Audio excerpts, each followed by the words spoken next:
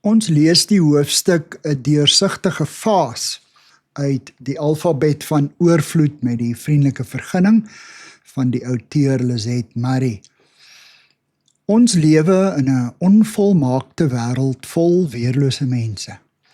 Werknemers word afgedank, mense kry kanker, huwelike misluk en geliefdes sterf.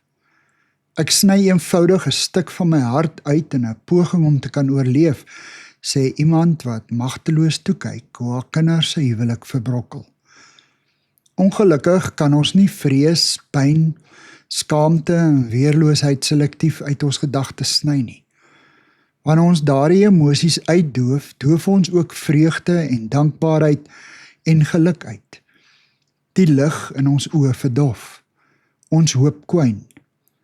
Iemand vertel my hierdie week van boorde vol olywe in Spanje, kilometer na kilometer, so ver soos die oog kan sien.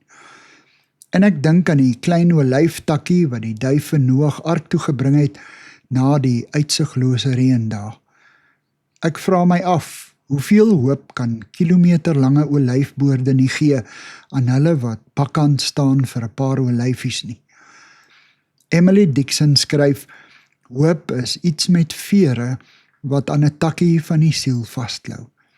Dis broos, yl en byna deursigtig, maar onwrikbaar.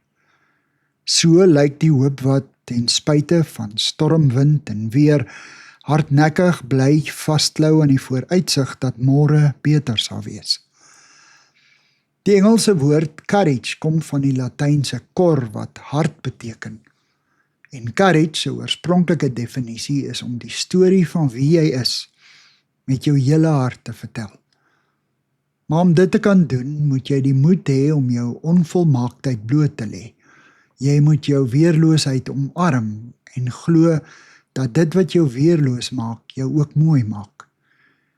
Ouers se taak is nie om die perfekte wêreld aan hulle kinders voor te hou en hulle as volmaakte klein mensies te beskou nie. Ons moet erken dat ons kinders, soos ons, vol foute is, maar dat hulle werd is om liefgehet te word en om te behoort. 'n Matriekseun sit op 'n dag by sy pa, 'n gesiene sakeman, en die kind sê, "Pa, ek is nie goed genoeg nie. Ek probeer hard, maar ek gaan nie keuring vir my kursus kry nie. Hoe sal ek eendag werk as ek nie kan gaan studeer nie? Hoe sal ek eendag vir my gesin kan sorg? Ek wens ek was soos pa." Die pa bly 'n rukkie stil en toe sê hy, "Kom ek vertel jou, hoe is ek? Jou oupa het my laat glo ek's nie goed genoeg nie. My lewe lank het ek my probeer bewys.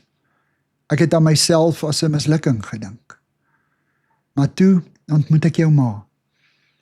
Sy het my lief gekry, nie omdat ek suksesvol was nie, maar omdat ek was.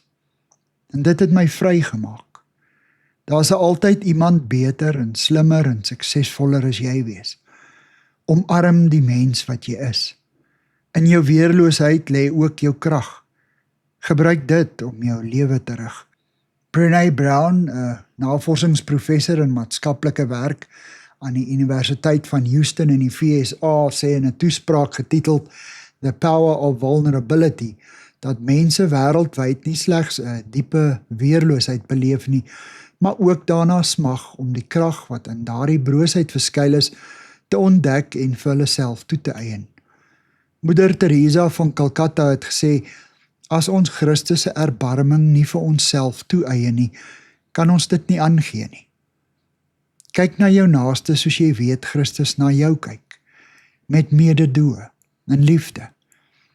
Mense soek na 'n stukkie van sy lig in ons oë. In ons broosheid moet ons 'n helder, fyn, deursigtige glasvaas wees. Wanneer ons in ons weerloosheid oop en breekbaar voor God staan, begin sy lig deur ons skyn. Dan begin sy hoop deur ons werk. Dankie vir die saamkuier. Ek deel Lizette se kontak en webblad besonderhede in die inligtingsparagraaf van hierdie voorlesing. Daar is ook skakels na voorlesings van Lizet se ander publikasies wat op hierdie platform beskikbaar is.